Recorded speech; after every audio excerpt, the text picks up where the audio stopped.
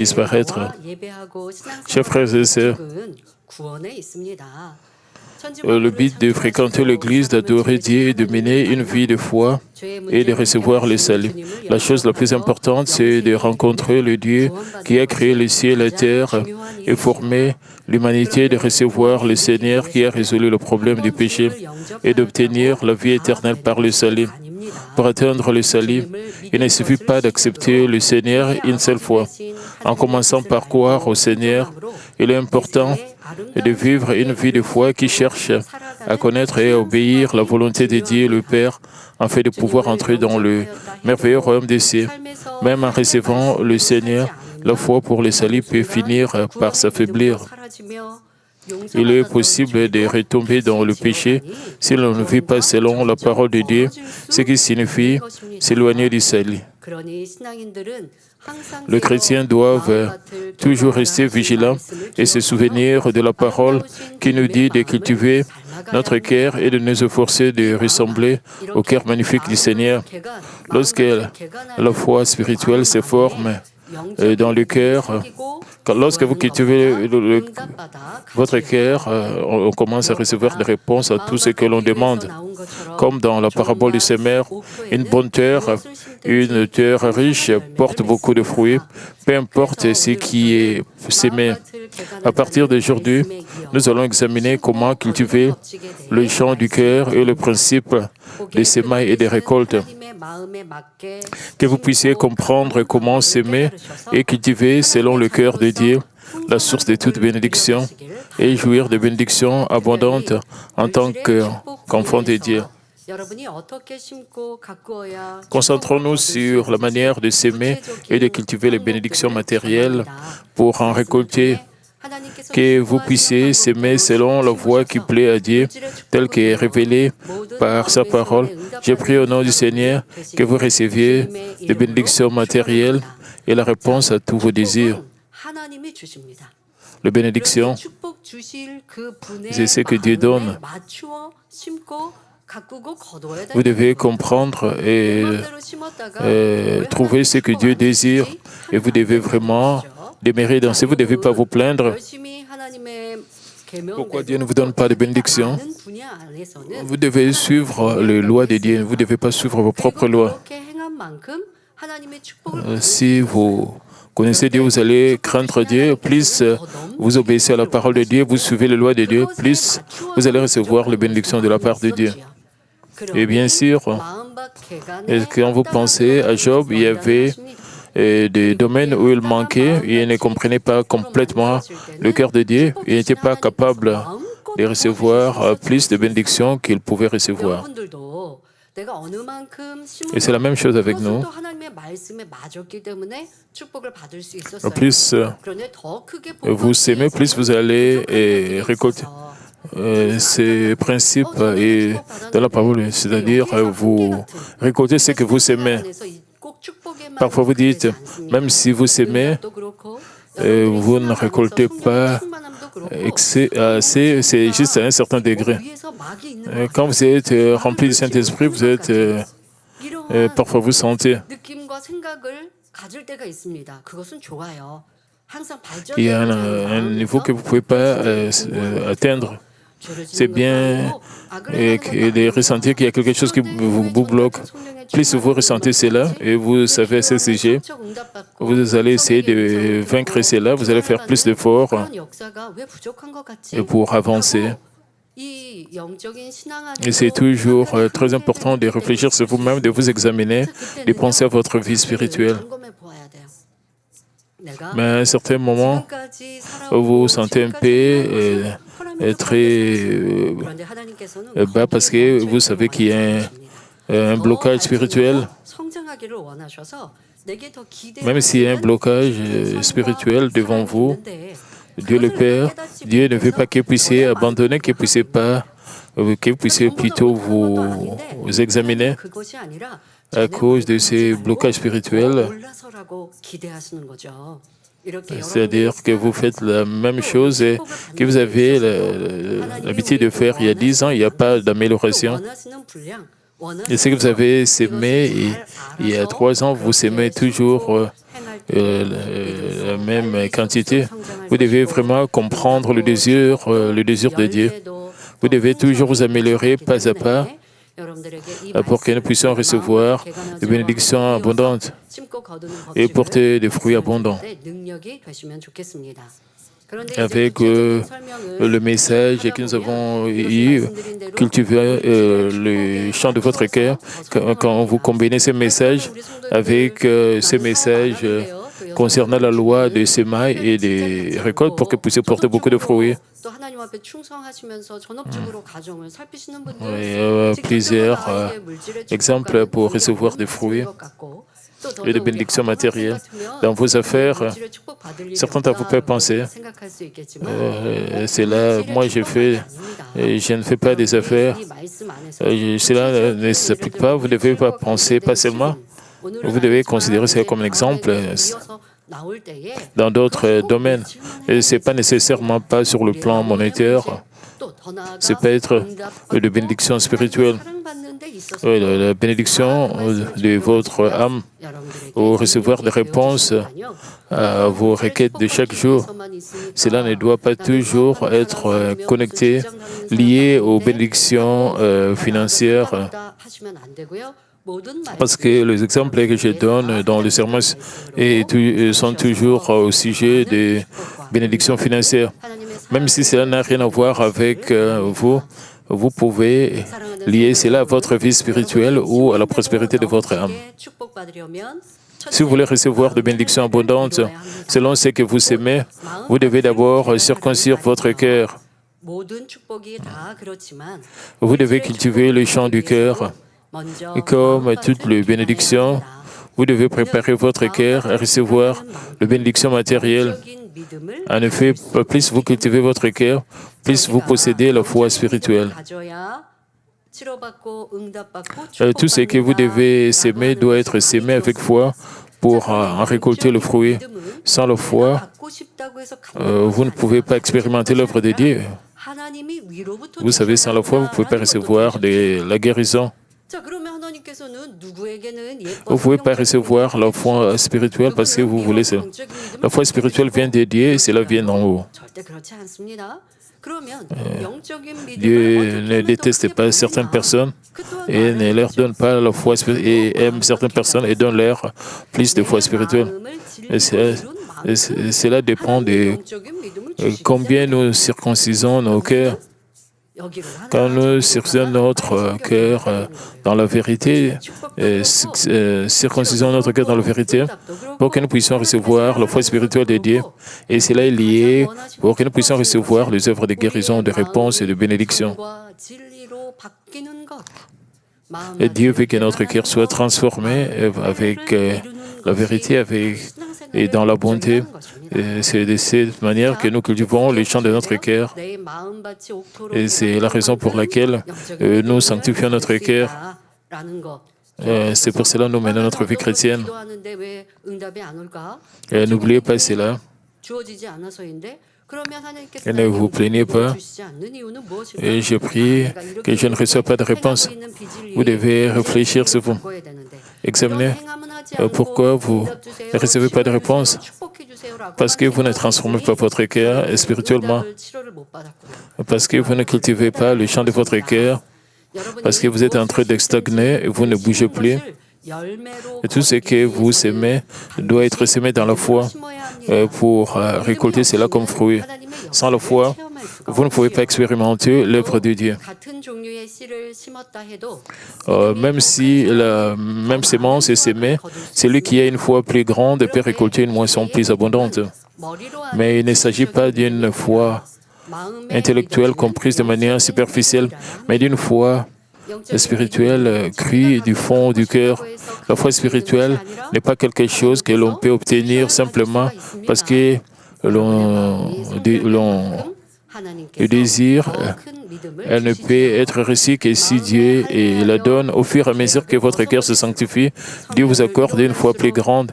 Plus vous circoncisez votre cœur et rejetez le péché, plus vous accomplissez la sanctification et plus votre foi spirituelle grandit. Cela signifie que vous pouvez recevoir de bénédictions matérielles encore plus grandes. 3 Jean 2 déclare: Bien-aimé, je souhaite que tu prospères à tous égards et sois en bonne santé, comme prospère l'état de ton âme. Tout comme l'âme prospère, à mesure que vous cultivez votre cœur pour en faire une bonne terre, vous recevrez également de bénédictions de prospérité et de santé dans ce monde. Cela ne signifie pas que les bénédictions ne viendront qu'une fois pleinement sanctifiées. Même si votre cœur n'est pas entièrement une bonne terre, vous pouvez quand même recevoir des bénédictions serrées, secouées et qui débordent lorsque vous s'aimez avec foi.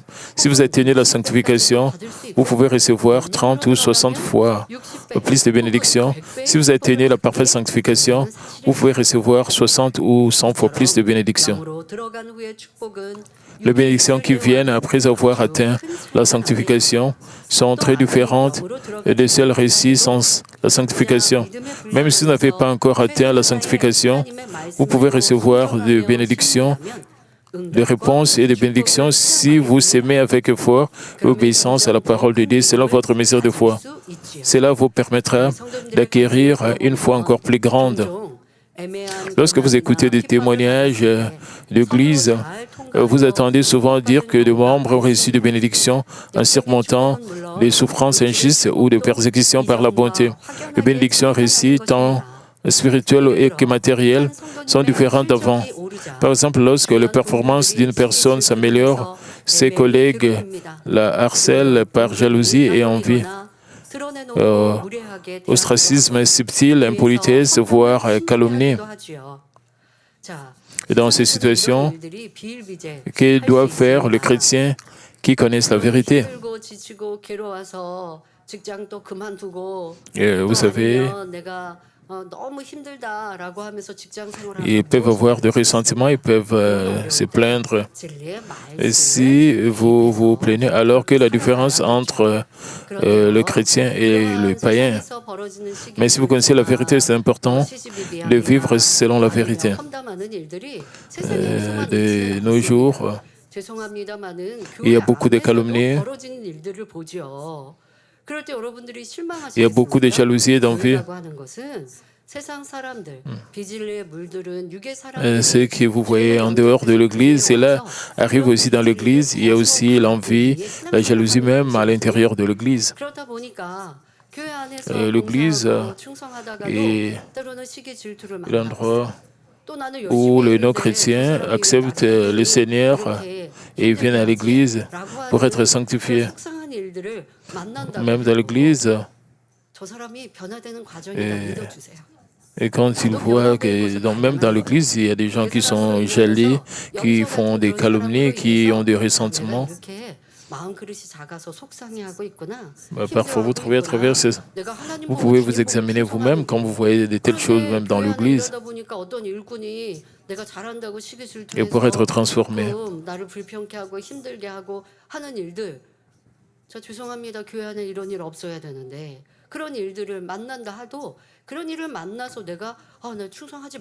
Et d'autres collègues qui sont meilleurs, mais d'autres sont en train de critiquer les autres, même dans l'Église. Si vous voyez cela, vous vous sentez très bas, vous êtes irrité, vous êtes mal à l'aise, vous voulez même arrêter de travailler pour l'Église. Vous devez vous repentir de toutes ces choses. Vous travaillez pour l'Église, vous travaillez pour Dieu, pour le Seigneur, vous ne travaillez pas pour les autres. Si vous continuez à prier, alors vous allez trouver qu'il y a aussi des boucs dans l'Église, il n'y a pas seulement des brebis. Et je ne dis pas que vous devez critiquer les boucs qui sont dans l'Église. Dans l'Église, il y a aussi des brebis, ceux qui sont bons. Puisqu'il y a des boucs, nos membres d'église et nos œuvres d'église, Il ne doit pas y avoir normalement des boucs dans l'Église. Vous devez réaliser. Et c'est l'Église de Dieu, vous devez vous repentir. Si vous êtes en train de calomnier les autres et si vous êtes jaloux des autres, vous devez vous repentir. Parce qu'ils sont en train de faire, d'accomplir l'œuvre de Dieu plus que vous. Vous devez vous repentir complètement. Et c'est la jalousie, l'envie. Et cela n'est pas bien devant Dieu. Vous devez travailler avec paix.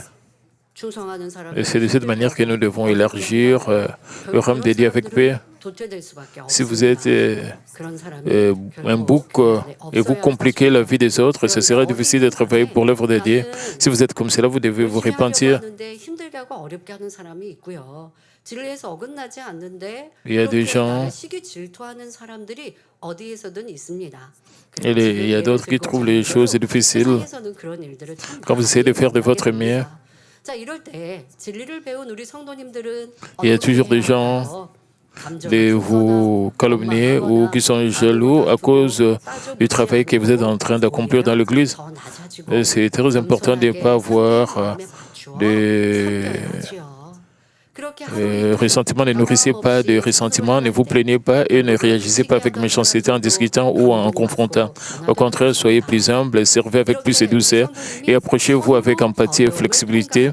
En continuant à agir avec bonté sans changer, même les jaloux peuvent être touchés et transformés. En surmontant les difficultés par la bonté, vous grandissez spirituellement dans la foi et augmentez vos performances, ce qui mène également à des bénédictions matérielles. À mesure que vous progressez dans le processus de sanctification, les bénédictions affluent en conséquence. Il existe d'autres cas également.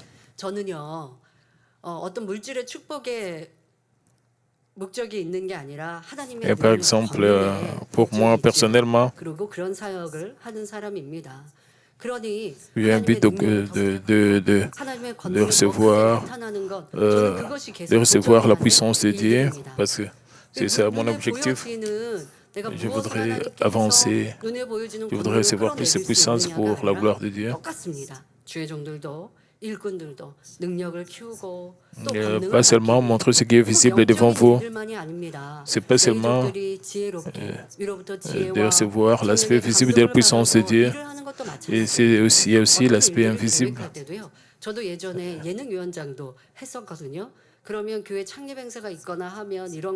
Et notre Église travaille avec l'inspiration spirituelle, avec la direction du Saint-Esprit. J'ai dirigé il y a longtemps le comité de performance artistique et quand le berger Jorokli allait dans des croisades d'outre-mer, j'étais la directrice du comité de performance artistique, même si c'est qu'elle devait danser avec des éventails, je devais voir l'équipe de danse, l'équipe de louanges, je devais vérifier tout cela, parce que j'étais en charge de tout cela. Il devait être sûr que tout se passe bien. Pour moi, personnellement, je n'ai jamais dansé, je ne chantais pas professionnellement. Je n'ai pas étudié le chant. Je n'étais pas experte dans le comité de performance artistique. Mais je priais et je recevais l'inspiration du Saint-Esprit. Pour que l'équipe de louange, l'équipe d'adoration puisse prester le mieux possible pour que nous puissions voir une très grande performance devant Dieu. Et c'est là arrivé sous l'inspiration du Saint-Esprit. Si nos œuvres d'église ne sont pas transformées, ne prient pas, ne sont pas alertés spirituellement et ils ne vont pas accomplir l'œuvre de Dieu. Et plus vous commencez à vous repentir d'être transformé par la vérité, plus vous serez transformé. Pas seulement les œuvres d'église, tout le monde. Mais si vous détestez les autres, si vous êtes jaloux d'autres personnes, vous êtes en train de calomnier les autres et vous faites ce qui est mal, alors la grâce que vous avez reçue va commencer à diminuer. Que ce soit dans le monde, sur le plan physique, sur le plan spirituel, vous devez faire des efforts pour vivre selon la parole de Dieu et ressembler au cœur de Dieu. C'est de cette manière que Dieu va vous guider pour que vous puissiez être dans le succès. Alors Dieu va vous guider, Dieu va vous élever et vous serez le meilleur si vous dépendez complètement de Dieu et vous allez recevoir aussi la bénédiction de la part de Dieu. Il y a d'autres cas également, bien que fréquentant le plus depuis longtemps, certaines personnes continuent de faire des compromis avec le monde. Mais lorsque vous vous repentez, commencez à être transformé par la vérité, les bénédictions arrivent. Par exemple, imaginons qu'une personne ait continué à boire, à fumer ou donc à prendre l'alcool, à fumer ou à commettre des actes charnels malgré sa position de diacre. Mais après avoir pris la décision de cesser de vivre dans le péché, elle s'efforce de vivre selon la parole de Dieu, afin que la grâce et la puissance de Dieu se manifestent et que sa vie commence à changer. Plus vous vous éloignez de ténèbres et que vous entreprenez une transformation spirituelle, plus votre situation peut évoluer. Des années de problèmes professionnels peuvent être résolus, des bénédictions peuvent survenir comme une réconciliation ou une résolution familiale. Pour recevoir des bénédictions matérielles et de réponses aux désirs de votre cœur, la première condition est la circoncision du cœur. En d'autres termes, vous devez cultiver le champ de votre cœur, en menant une vie transformée dans la vérité, en parvenant à la sanctification et en préparant un champ fertile en sémant des graines, vous pourrez récolter abondamment. Vous savez, certaines personnes reçoivent la prière pour des bénédictions. Si vous essayez les prières de bénédiction des serviteurs de Dieu, bien sûr, cela sera bénéfique. Si vous ne faites pas des efforts, vous ne priez pas, vous n'essayez pas d'être transformé, cela ne servira à rien. Il n'y a pas d'autre choix. Il y aura seulement des épreuves et des tribulations. Et parce qu'à travers les épreuves, vous pouvez réaliser votre mur de péché et vous repentir. Et quand vous brisez le mur de péché en vous repentant complètement, vous pouvez recevoir les bénédictions. Et les bénédictions que vous avez reçues à travers la prière. Et juste parce que vous avez reçu la prière de bénédiction, vous avez un environnement où vous pouvez recevoir des bénédictions. Et seulement parce que vous êtes là, cela ne signifie pas que vous allez recevoir des bénédictions. Vous devez préparer votre vase. Plus vous préparez votre cœur, plus vous brisez le mur de péché devant Dieu. C'est à ce moment que Dieu va déverser des bénédictions sur vous. Dieu nous attend, il veut nous donner des bénédictions.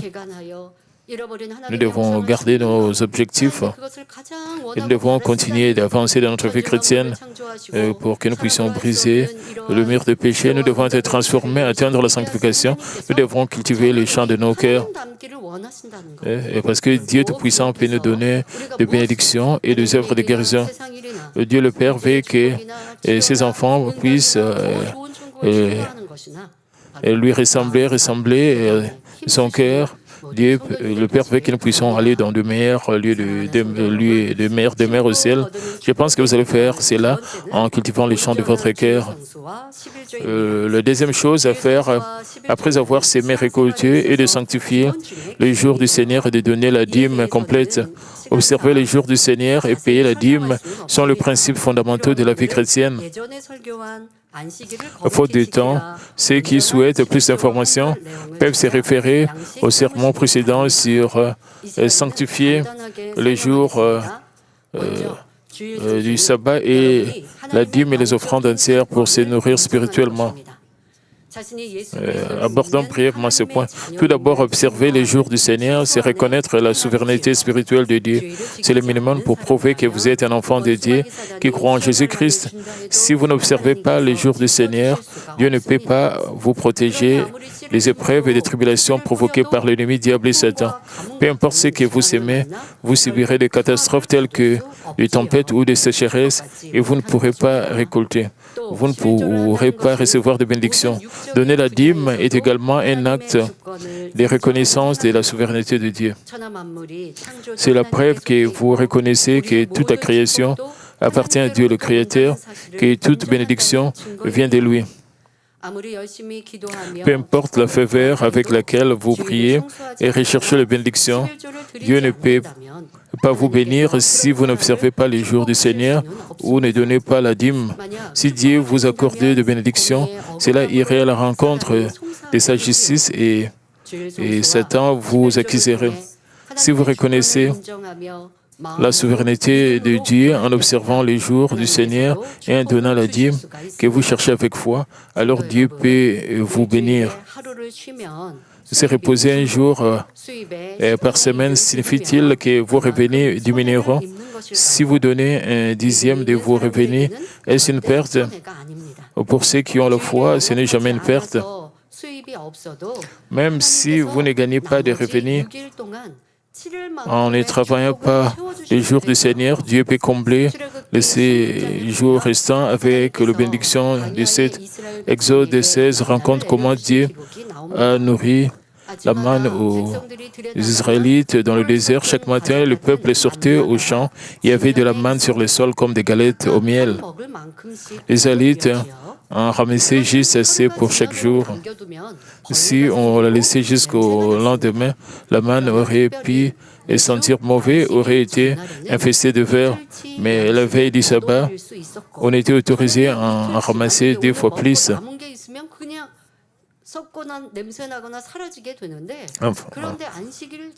Avant, s'il pouvait ramasser plus, ça allait pourrir. Donc, c'est seulement la manne aurait pu sentir mauvais, aurait été infestée de vers. Mais la veille du sabbat, on était autorisé à en ramasser 2 fois plus. Bien qu'elle ait été conservée 2 jours jusqu'au sabbat, la manne a été restée parfaite. Mais certains ont désobéi au commandement de Dieu et sont allés ramasser la manne du jour du sabbat, mais ils sont revenus le main vide. Donc, même si les chrétiens ne travaillent pas les jours du Seigneur, le Dieu Tout-Puissant peut assurer le revenu de la journée pendant le reste de la semaine. Lorsqu'on observe scrupuleusement les jours du Seigneur, on est protégé spirituellement et physiquement. Il n'y a pas de perte inutile. Combien de fois les gens du monde font-ils face à des dépenses imprévues liées à la maladie ou à un accident? Mais cela ne s'applique pas aux vrais chrétiens et cela en soi est une grande bénédiction. Et c'est une grande bénédiction quand vous ne visitez pas l'hôpital. Et si vous êtes hospitalisé, vous allez perdre beaucoup d'argent. Si vous êtes opéré, vous devez aussi dépenser beaucoup d'argent.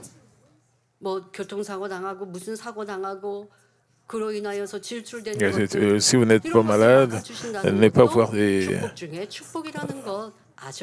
d'accident, donc vous ne perdez pas financièrement. Dieu vous protège. C'est une grande action. La dîme est comme les semences mises de côté après la récolte pour l'année suivante. Un agriculteur sélectionne le meilleur céréales de la récolte pour les utiliser comme semences.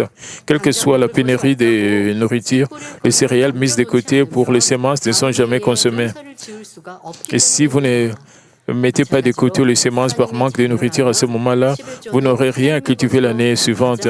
En tant qu'enfant de Dieu, vous devez mettre à part la dîme qui appartient à Dieu et l'offrir en premier.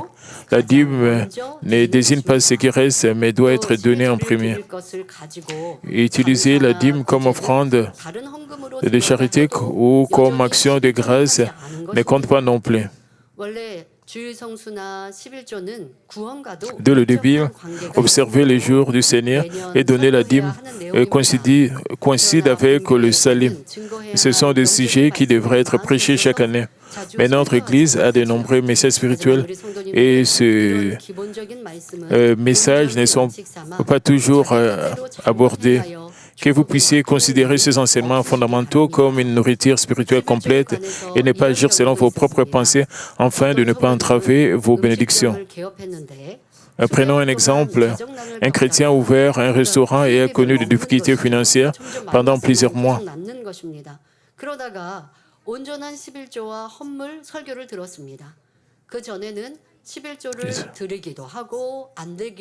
Et c'était une perte pour eux, jusqu'à ce qu'il entende le serment, les dîmes entières et les offrandes. Et ces chrétiens pourraient penser que c'est déjà une perte et il était déjà dans des difficultés financières. S'il donne encore la dîme, ça sera encore une double perte et pourrait penser de cette manière. Et cela signifie que vous n'avez pas la foi. Si vous cultivez et vous calculez comme cela, c'est-à-dire que vous n'avez pas de foi. Parfois, vous offrez la dîme. Et si c'est contre votre conscience, vous ne donnez pas la dîme. Ça, c'est pas bien. Et ce chrétien, quand il a écouté le message au sujet de donner toute la dîme aux offrandes, alors auparavant, il arrivait de donner la dîme. Après avoir écouté le serment, il a pris la ferme décision de donner pleinement, selon la parole de une fois la décision prise de mettre de côté la dîme en premier sur le revenu total. Dieu a commencé à agir le lendemain. Le nombre de clients a plus que doublé en une seule journée.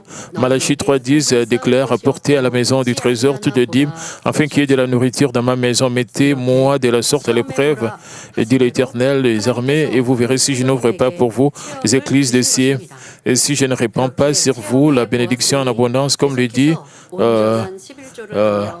mettez-moi de la sorte à l'épreuve. Dieu a fait vivre une expérience à cette personne et a expérimenté cela. Si cette personne continue à donner la dîme complète et à vivre une vie de foi dans la vérité, elle recevra continuellement de bénédictions, même si elle ne reçoit pas avec foi et néglige ensuite la dîme ou ne vit pas selon la vérité, elle risque de perdre ses bénédictions. Et donc, observer les jours du Seigneur est également très important pour recevoir des bénédictions. En écoutant le témoignage du pasteur émérite Joe Rocklee, c'est très important que vous réalisez qu'il n'y a plus rien d'important que de garder les jours du Seigneur saint. J'espère que personne ne manquera les jours du sabbat et ne s'excusera en invoquant un événement important ou la vie qui l'en empêche avant de rencontrer Dieu et d'être appelé à servir le Seigneur. Le pasteur émérite Joe Rocklee ne travaillait, n'achetait ni ne vendait les jours du Seigneur, mais consacrait toute la journée à Dieu avec révérence, bien que toute la maladie ait été guérie par la puissance de Dieu. Le pasteur émérite Lee et s'est trouvé dans une situation financière très difficile en raison des lourdes dettes. Mais le dimanche, il s'est rendu au sanctuaire de Dieu pour prier et consacrer toute la journée au culte et à la dévotion. Comme le magasin familial attirait le plus de clients le week-end, sa fermeture le dimanche signifiait une perte de revenus importante. Mais le pasteur émérite et Madame Le Bongnu avaient foi que Dieu le bénirait abondamment s'il le voulait. Même sinon, ils n'ont pas violé le dimanche. Ils observaient toujours le sabbat. Et comme vous savez, le pasteur, le berger Joe Rocklee était alité pendant 7 ans, il était malade pendant 7 ans, et quand il a rencontré le Seigneur, il a été guéri. Et après être guéri, il a commencé à travailler.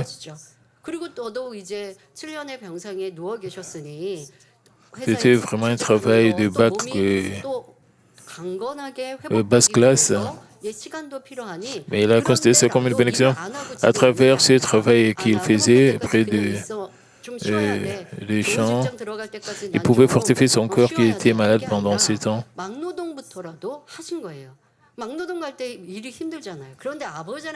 Mais ce qu'il devait normalement, c'est reposer jusqu'à ce qu'il allait trouver un très bon travail. Mais il considérait même ce travail de basse classe une bénédiction. Et il ne s'est pas reposé, il était diligent. Il a continué à travailler dans même les chantiers de construction pour avoir plus de force après être alité pendant 7 ans de maladie.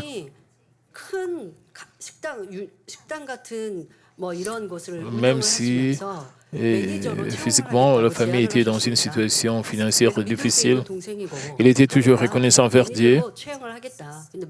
Et Et sa grande sœur avait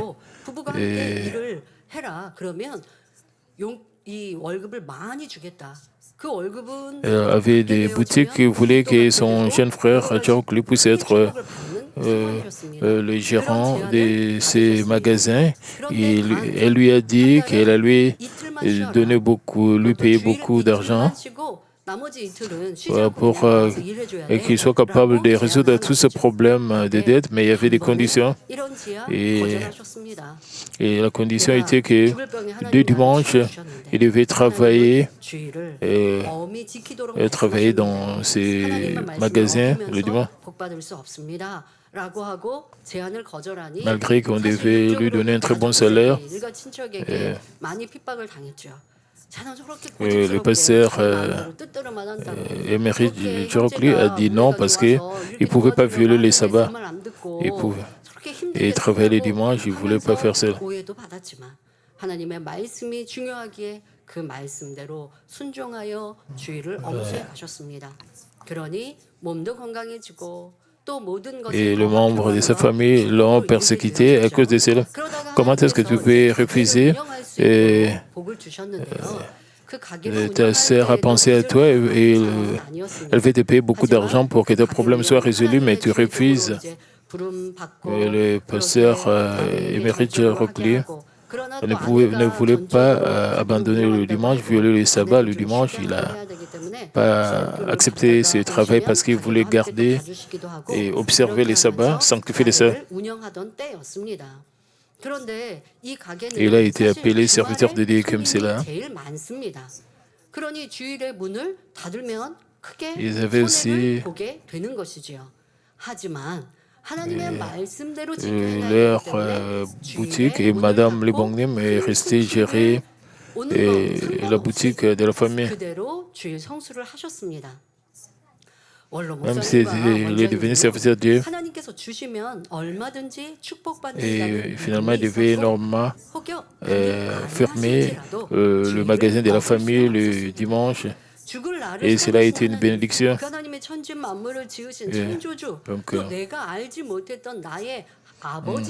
Donc, comme le magasin familial attirait plus de clients le week-end et sa fermeture le dimanche signifiait une perte de revenus, mais le pasteur émérite, Madame, avait foi que Dieu le bénirait abondamment s'il le voulait, même sinon, ils n'ont pas violé le dimanche. Ils n'ont pas violé le dimanche. Ils ne pensaient pas être riches. Et quel en a été le résultat? Même s'il y avait de meilleurs magasins proposant de prix plus bas à proximité, les gens venaient dans notre magasin. À l'intérieur de notre magasin, à cette époque-là, nous avions une petite chambre. C'est là où notre famille vivait. Même s'il y avait de meilleurs magasins, mais beaucoup de gens venaient seulement. Donc, des clients venaient lire des livres, même dans notre chambre que nous considérons comme notre maison.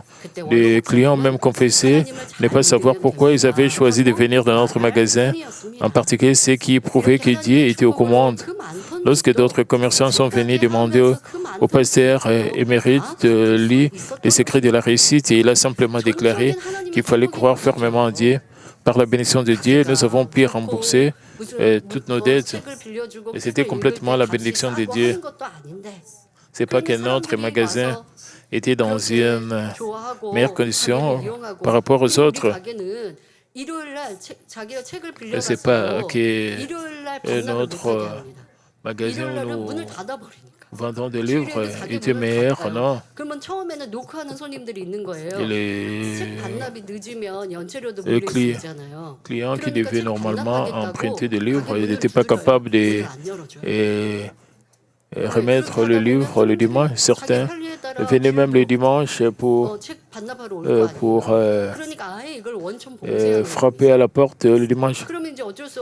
Nous n'ouvrons pas la porte le dimanche parce que si vous dépassez les jours où vous devez remettre, vous devez encore payer d'autres pénalties, d'autres frais.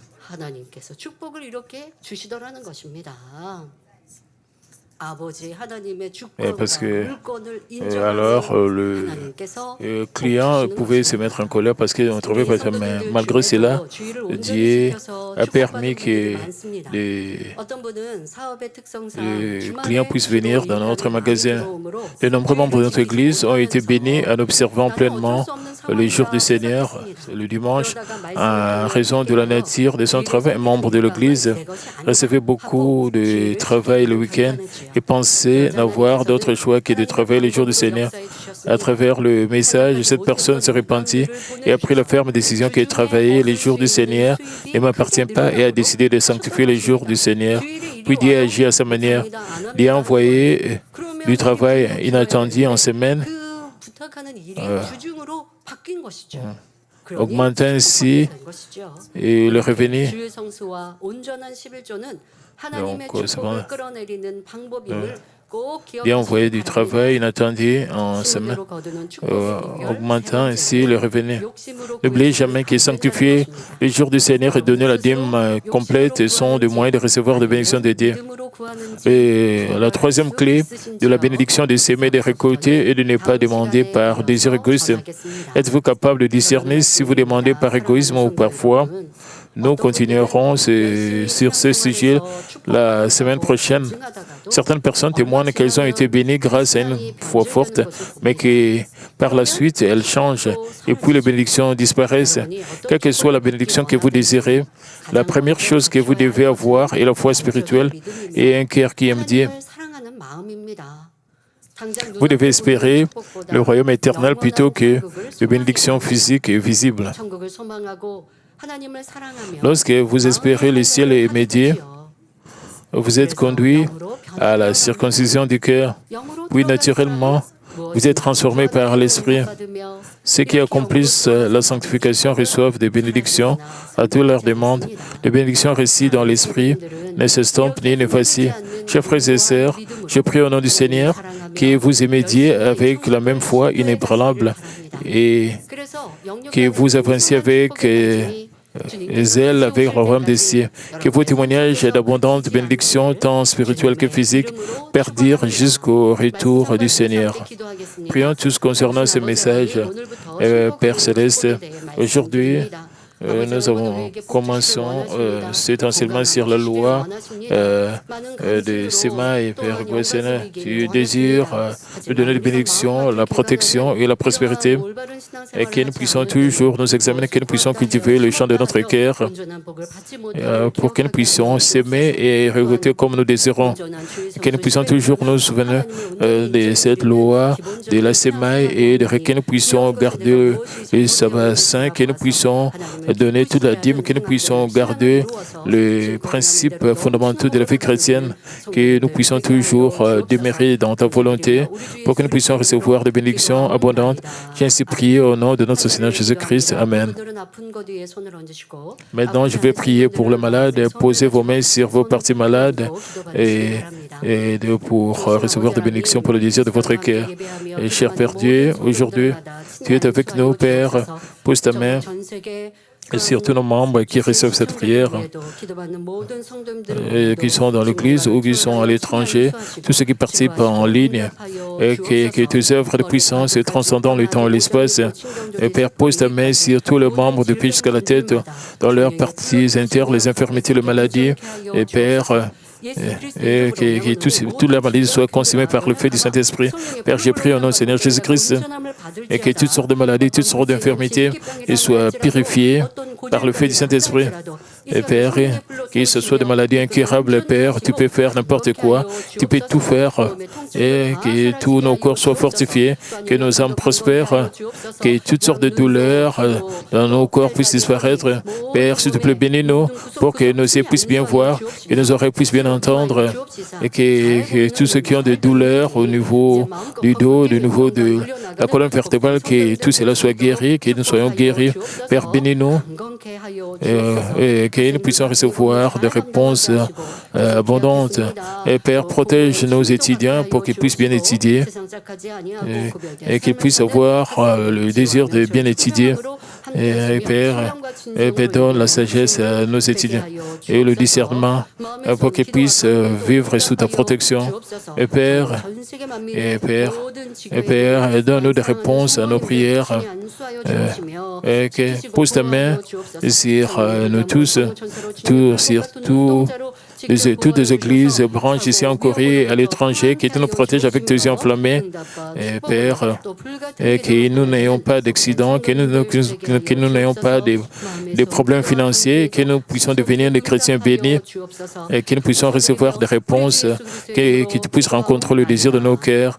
Père, merci, j'ai ainsi prié au nom de notre Seigneur Jésus-Christ. Amen.